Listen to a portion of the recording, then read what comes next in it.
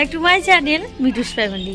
আমার পরিবারের সকলকে অনেক অনেক স্বাগতম জানিয়ে আবারও তোমাদের সঙ্গে আরেকটা ব্লগ নিয়ে হাজির হলাম। সকাল সকাল ঘুম থেকে উঠে যাবতীয় সংসারে বাসি কাজকর্ম সেরে দেখতেই পাচ্ছ ফুলের গাছে গোড়ায় চলে এসেছি ফুল পাততে।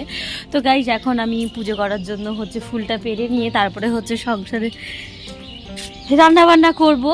যদি পারি আগে পুজোটা সেরে নেবো, তারপরে রান্নাবান্না করবো। তো আজকে সারাদিনের ব্লগটা তোমরা দেখতে থাকো। সকলে কেমন আছো? আশা করি অনেক ভালো আছো ঠাকুরের কৃপায়, এবং যে যেখানে আছো সে সেখানে সুস্থ আছো। তো চলো এখন ঠাকুরের জন্য জবা ফুলগুলো পেরে নিচ্ছি। আর বন্ধুরা, তোমাদের আমার এই ব্যাকগ্রাউন্ড মিউজিকগুলো তোমার শুনতে কেমন লাগে সেটা জানিও। আর আমার যেটা অরিজিনাল ভিডিওর ভয়েস সেটা যদি শুনতে কেমন লাগে তোমরা অবশ্যই কমেন্ট করে জানাও, তাহলে আমার সত্যি খুব আনন্দ হবে। আর বিশ্বাস করো, এখনকার দিনে এখন পাখির ডাক, বাইরের যে গরু ছাগলের আওয়াজ, এগুলো কিন্তু শোনাই যায় না। বিশেষ করে শহর এলাকায় তো শোনাই যায় না। আমরা এখনও পর্যন্ত গ্রামে থাকি বলে এইগুলো অল্প অল্প শুনতে পাই। কারণ আগে যে পরিমাণে শুনতে পেতাম পাখির কিচিরমিচি, সেগুলো আর এখন আর শুনতেই পাই না। এই সকালবেলাটা একটু শোনা যায়। এখন ঘড়ির কাঁটায় বাজে প্রায় 8টা মতো, ওই 8টা বাজেনি, 8টা বাজতে 10 পাখি এইরকম টাইপের। তো আমার ফুল পাড়তে এবং সব কিছু ঠাকুরের জোগাড় করতে গিয়েও 8টা বেঁচে যাবে। তো গাইস, দেখতেই পাচ্ছ গাঁদা ফুলের গাছগুলো আমার কত সুন্দর, গাছ ভর্তি ভর্তি ফুল হয়েছে। তো সেখান থেকে ফুলগুলো বেশি করে পেরে নিচ্ছি, কারণ ফুলগুলো না এত রৌদ্র পড়ছে যে শুকিয়ে যাচ্ছে। আর এখনকার ফুল আর বেশি দিন টিকবে না। তো যেগুলোই আছে সেগুলো দিয়ে পুজো টুজো করে শেষ করে নিতে হবে, নাহলে দেখতে পাচ্ছ শুকিয়ে শুকিয়ে যাচ্ছে, গাছগুলো মরে মরে যাচ্ছে। বন্ধুরা, তোমরা সকলে আমার ভিডিওটা দেখছো, যারা যারা এখনও চ্যানেলটা সাবস্ক্রাইব করোনি প্লিজ আমার চ্যানেলটা সাবস্ক্রাইব করে দিও।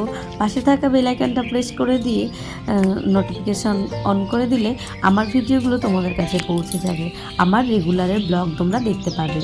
গাইজ চলো, এদিকে ফুল পাড়া কমপ্লিট। মেয়েকে দিয়েছিলাম হাতের কাজ, মাই পারে একটা সংসারের দায়িত্ব পালন করতে। বিশ্বাস করো, যখন ছোট ছিলাম মা যখন বলতো পর পর পর, তখন সেই মর্মটা আমরা বুঝতে পারতাম না। এখন নিজে মা হয়েছি, সেই জন্য বুঝতে পারছি কত ধানে কত চাল। বন্ধুরা বিশ্বাস করো, মা আগে ভোরবেলায় শীতের সময় গায়ের থেকে চাদর খুলে নিত আমার পরার জন্য, বিশেষ করে যখন বেশি পরীক্ষা থাকতো তখন।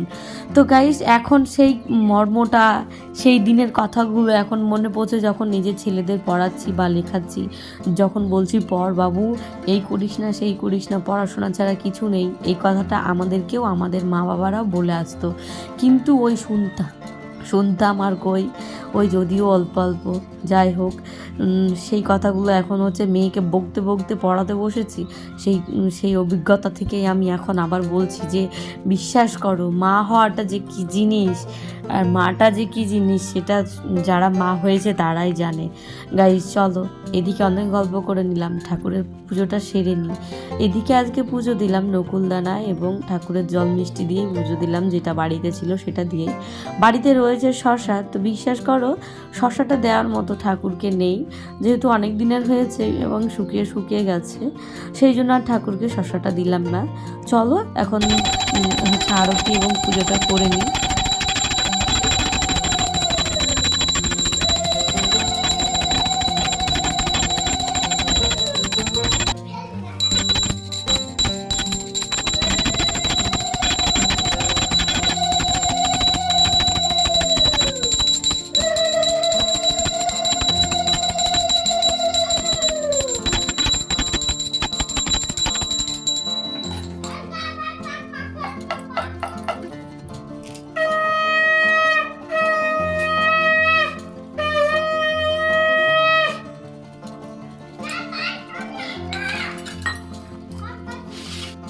এইদিকে তুলসী মন্দিরের ওখান থেকে জল ঢেলে এসে প্রণামটা সেরে নিয়ে আমি আমার পুজোটা সেরে নিলাম। আর সকালবেলায় পুজো সারা আমার বিশাল বড় একটা কাজ হয়ে যাওয়া। দেখতেই পাচ্ছ, এখন আমার পুজো কমপ্লিট। ঠাকুর ঘরে পর্দা দিয়ে দিলাম। তারপরে দেখো, এদিকে চলে এসেছে একটা ভাইপো পাশের বাড়ির, আর এদিকে মেয়ের পড়াটাও হয়ে গেছে। আমার পুজোটা সারতে সারতে ওকে অঙ্ক দিয়েছিলাম, সেই অঙ্কগুলোও করে নিয়েছে। আর এদিকে পুজো করার আগে কিন্তু আমি ভাত বসিয়ে দিয়েছি। তোমরাও এরকমভাবে যদি খুব তাড়াহুড়ো থাকে, মানে আমার তো 2 ঘন্টার মধ্যে সব কাজ ছাড়তে হয় সংসারের যাবতীয়, তারপরে মেয়েকে নিয়ে স্কুলে বেরোতে হয়, সেই জন্য তোমরাও এইরকমভাবে এই কাজগুলো করে রাখলে অবশ্যই তোমাদেরও সুবিধা হবে। দেখো আমি যখন ফুল পাড়তে যাই তখন ভাতে জল দিয়ে গেছিলাম, তারপরে ঘরে মেজে মুছলাম, বাসন মাজলাম, তারপরে জলটা গরম হয়ে গেছে, তারপরে চালটা ধুয়ে দিয়েছিলাম, চালটা ধুয়ে তারপরে পুজোতে বসেছিলাম।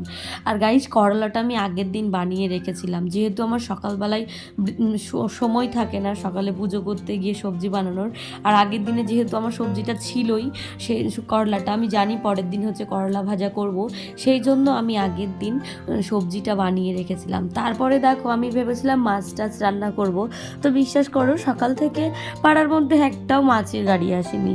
তো সেই জন্য আমি কি করব, শুধু করলা ভাজা দিয়ে তো ভাত খাওয়া যাবে না, তো করলা ভাজাটা করে নিয়ে একটা ডিম এমনভাবে ভুজিয়া করে নিলাম, হাঁসের ডিম, যেহেতু আমাদের ঘরেরই হাঁস রয়েছে সেই হাঁসেরই ডিম, তো সেটাকে ভালোভাবে ভুজিয়া করে নিয়ে আর আলুর ডুমো ডুমো কেটে একটু তরকারি বানিয়ে নিলাম, ডিমটাকে ভেজে লবণ দিয়ে তুলে রেখে দিলাম।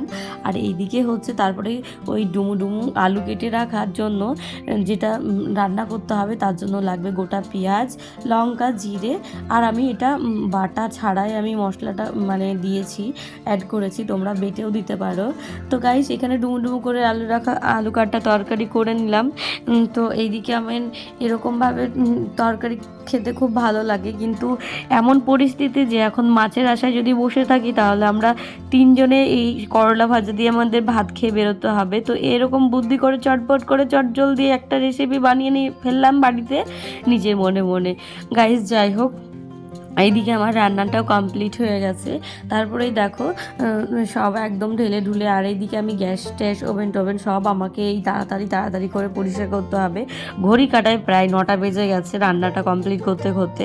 8টা থেকে 9টার মধ্যে আমার 1 ঘন্টায় 2 দিকে যেহেতু ভাত একদিকে তরকারি দিই, সেই জন্য আমার 9টা সাড়ে 9টা বাজতে বাজতে রান্নাটা কমপ্লিট হয়ে যায়। আর আমি 1টা থেকে 2টোই তরকারি করি এই সকালবেলায়, তাড়াহুড়ো করে। বেশি তরকারি বা বেশি পদ আমি রান্না করতে চাই না, বেশি পদ রান্না করতে গেলে নিজেরই সমস্যা, নিজেরই কষ্ট, মানে মেয়েকে স্কুল ধরাতে পারবো না। আবার হচ্ছে যদি তোমার দাদা ভাইয়ের সঙ্গে যদি না যাই, টাইমে যদি ঠিক মতো না হতে পারি, তোমাদের দাদা ভাই আমাদের তখন বলবে স্কুলে যেতে হবে না, পরে তোমরা টোটো করে এসো।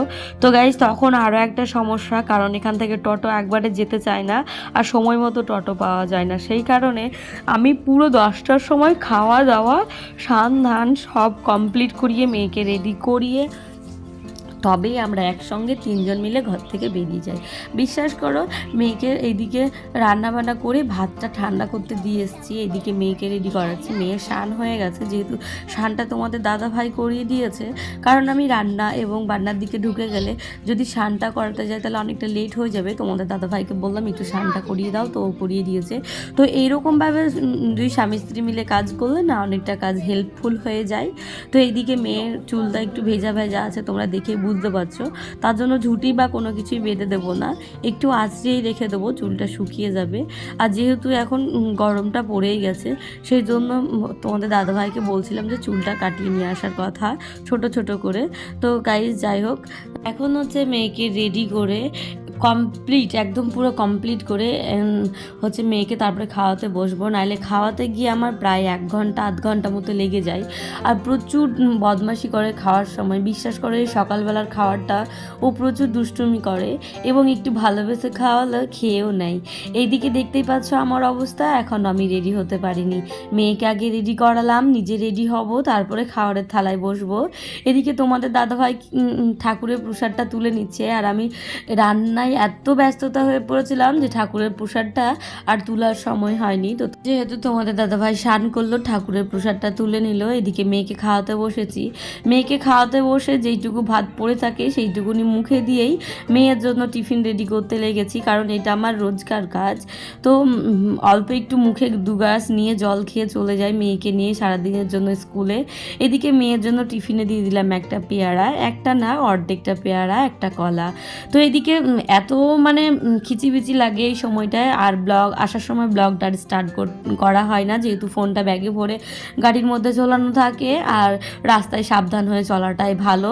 তো সেই জন্য আর কোনো রকম ফোন ব্যবহার করিনি, একবারে স্কুলে ঢুকে পড়ছি, মেয়েকে স্কুলের টাইম মতো ঢুকিয়ে দিলাম। তুমি বললা যে ব্লগ করছো, তাহলে ব্লগ তোমাকে দিয়ে শুরু করি। তো বন্ধুরা দেখো, আমরা মেয়েকে স্কুলে রেখে দিয়ে সব বান্ধবীগুলো মিলে এখন গল্প করছি। এই যে দেখতে পাচ্ছি সবাই দলে দলে বসে গেছি এখন হনুমানের মতো। তো সবাই মিলে প্ল্যান করলাম চলো এখানে একটা ছোটো মোটো কাজ খুঁজে যাক। তো কী কাজ সেটাই আমরা বুঝতে পারছি না। তো এখানে একটা পার্লার রয়েছে, তো এসি থাকলে বিনা পয়সায় কোর্স লেখা ছিল, তো সেই জন্য আমরা গেছিলাম। বিশ্বাস করো এই কোর্সটা এবছরে কমপ্লিট হয়ে গেছে, যদিও আমাদের কাজ করার মতো কোনো পরিস্থিতি নেই। আমাদের টাইম হচ্ছে 10টা থেকে 2টো পর্যন্ত। আমরা মেয়েকে নিয়ে স্কুলের এই সামনেটায় বসে থাকি। সামনেই একটা রয়েছে বিশাল, মানে একটা শপিং মলটারই নাম বিশাল মেগা মার্ট। তো গাইস যাই হোক, এখানে আমরা রেগুলারই টুকিনাকি জিনিস কেনাকাটা করতেই আসি। তো একজনের কেনাকাটা করতে আসি আর আমরা 4জন মিলে ঘুরতে আসি, যেহেতু আমাদের সময় কাটে না বসে বসে, সেই জন্য। আর ওইদিকে গেছিলাম একটু পার্লারের খোঁজ খবর নিতে, কত কি লাগছে ভর্তি হতে এবং কোর্স কমপ্লিট করতে এবং কত দিনের কোর্স সেটা জেনে আসলাম। তারপরে দেখো এইদিকে কি সুন্দর সুন্দর জিন্সের সঙ্গে পরার জন্য টপ। তো গায়ে যাই হোক, খুব সুন্দর লাগছে টপগুলো দেখতে, কিন্তু নেওয়ার মতো পরিস্থিতি আমাদের নেই এখন। প্রত্যেক দিনই যেহেতু আমরা শপিং মলে আসছি, তো টুকিনাকি ছোটোখাটো জিনিসগুলো কেনাকাটি হয়েই থাকে। কিন্তু এখন যদি এই সময়ে পুজো পাল তো কেনাকাটা হয়, তারপরে রেগুলার যদি এরকম কেনাকাটা করি, বিশ্বাস করো একদম ফকির কিংবা ভিখারি হয়ে যাব। দেখো প্রত্যেক দিন আসলে প্রত্যেক দিন জিনিস কেনাকাটা সম্ভব তো হয়ে ওঠে না। তো যার যার প্রয়োজন লাগে এবং প্রয়োজনীয় জিনিস দেখলে তখন সেটাকে নেওয়া হয় বা নিতে বাধ্য হয়, যে সংসারের প্রয়োজনীয় জিনিস লাগলে এক একটা নেওয়া যায়। গাইস এখানে আমি আজকে কিছু নেয়নি, আজকে ওনারাই সব নিয়েছেন। আর বিশ্বাস করো টপের কালেকশানগুলো গরমের জন্য খুব সুন্দর সুন্দর এসেছে বহরমপুর বিশাল মেগা মার্টে। তোমরা যদি কোনোদিন বহরমপুরে এসে থাকো কিংবা বহরমপুরে যদি কেউ এসে থাকো, কেউ থেকে থাকো, ব্লগ ভিডিও আমার দেখছো, তো তারা এসো। যারা ছোট বাচ্চা রয়েছে, ছোট বা মিনি স্কার্ট বা এই যে দেখতে পাচ্ছ ছোট ছোট এই গেঞ্জিগুলো খুব খুব খুব সস্তায়, বিশ্বাস করো 99 টাকা করে এত সুন্দর গেঞ্জিগুলো মনে হচ্ছে 4-5টা নিয়ে নিই। তো গাইজ তোমাদের দাদা ভাইয়ের সঙ্গে আসবো, এসে নিয়ে যাবো। আমার হয়তো শখ নেই নিজের টাকাগুলো ধ্বংস করার। আমার কাছে বিশ্বাস করো একটাও টাকা থাকছে না। এই মেয়েকে স্কুলে ভর্তি করে আমার যত টাকা গোছানো ছিল এই শপিং মলে ঢুকে ঢুকে ঢুকে ঢুকে সব টাকাগুলো আমার শেষ, মানে একদম ফকির হয়ে গেছি। তো আমি আজকে মানে মনে মনে ভেবেই নিয়েছি আজকে কিছু নিব না, যা নিব তোমাদের দাদা ভাইয়ের সঙ্গে এসে নেব, যা যাবে তোমাদের দাদা ভাইয়ের যাবে। এই দিকে দেখতে পাচ্ছ ইনার হচ্ছে ঘরের জিনিস কিনে আর পেট ভরে না, তো ইনার শখের জিনিস হচ্ছে মানে বলছে আছে এটা সুন্দর লাগছে মিঠু এটা নাও, এটা সুন্দর লাগছে মিঠু এটা নাও। তো গাইজ যাই হোক, আমরা ওখান থেকে বেরিয়ে এসে খুব মজা করে আখের রসটা খাচ্ছি, মানে হেঁটে হেঁটে লেগেছি পুরো, মানে অনেকটা হেঁটেছি আর অনেকটা টাইমও হয়ে গেছে। আখের রসটা খেয়ে আমরা চলে যাব আবার ওই স্কুলে, টাইম হয়ে এসেছে ছুটির। তো গাইজ যাই হোক, স্কুলের ভেতরে ঢুকতে দেয় না ক্লাস চলাকালীন, সেই কারণে আমরা বাইরে বাইরে ঘুরে বেড়ালাম। তারপরে দেখো এখন হয়ে গেছে ছুটি, মেয়েকে নিয়ে বাড়ি চলে যাব। মেয়ে হচ্ছে বান্ধবীদের টাটা বাই বাই করে দিচ্ছে, আর আমরাও এখন টাটা বাই বাই করে চলে যাব বাড়ি। চলো এখন মেয়ে খুব খুশি ছুটি যে মাকে দেখতে পেয়েছে, আর ওকে হচ্ছে আজকে মিড ডে মিলের খাবারটা খেতে হয়নি। গাইজ যাই হোক, তারপরে আমি চলে এসেছি ব্যাংকে।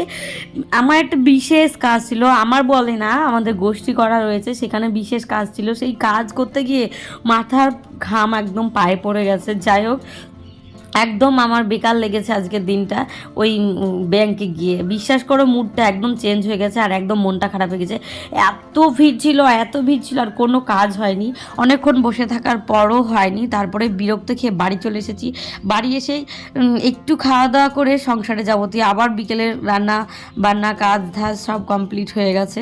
তারপরে তোমাদের দাদাভাই সবজি নিয়ে এসে সেগুলোই হচ্ছে সন্ধ্যাবেলায় বসে বসে হচ্ছে আমি ফ্রিজে ঢুকিয়ে রেখে দেবো। করলা দেখলে আজকে রান্না করে খেলাম, আবার তোমাদের দাদাভাই করলা নিয়ে চলে এসছে, আবার আগের দিনও কিছু করলা রয়েছে। মানে তোমাদের দাদাভাই না এই ফ্রিজটা কিনে একদম গাদা গাদা সবজি কিনতে শিখে গেছে। তো যাই হোক, এনেছে যখন টাকা দিয়ে সেটা তো আর নষ্ট করে লাভ নেই, ফ্রিজে সুন্দরভাবে সাজিয়ে গুছিয়ে রেখে দিই, পরে হয়তো একদিন খেতে পারবো। তো গাইস যাই হোক, তো বন্ধুরা দাঁড়াও, আজকের ভিডিওতে তোমাদের কোন পার্টটা ভালো লেগেছে কমেন্ট করে যাবে, কিন্তু যারা কমেন্ট করবে তাদের কমেন্ট আমি আমার ভিডিওর মাধ্যমে তুলে ধরবো গাইজ। যাই হোক, আর আমার ভিডিওটা কে কোথা থেকে দেখছে অবশ্যই কমেন্ট করে জানাও। যদিও আমি জানি আমার ভিডিও কে কোথা থেকে দেখছে, ইন্ডিয়ানের থেকে আমার বাংলাদেশের বন্ধুরা বেশি রয়েছে।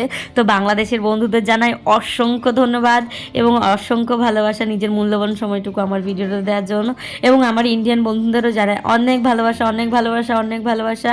আর আমার মন থেকে অনেক অনেক অনেক অনেক শ্রদ্ধা, অনেক অনেক ভালোবাসা গাইজ। যাই হোক, এদিকে ফ্রিজের লোডটা অনেকটা বেশি পড়েছে আজকে, সেই কারণে আমার মানে ফ্রিজের পাওয়ারটা একটু বাড়াতে হবে। সেই জন্য ফ্রিজের পাওয়ারটা বাড়িয়ে আজকের ব্লগটা আমি এখান থেকেই শেষ করতে বাধ্য হলাম। আজকের ভিডিওটা তোমাদের কেমন লাগলো অবশ্যই কমেন্টে জানাই। টাটা বাই বাই, চ্যানেলটা সাবস্ক্রাইব করে আমার পাশে থাকবে। দেখা হচ্ছে তোমাদের সঙ্গে নতুন একটা ভিডিওতে।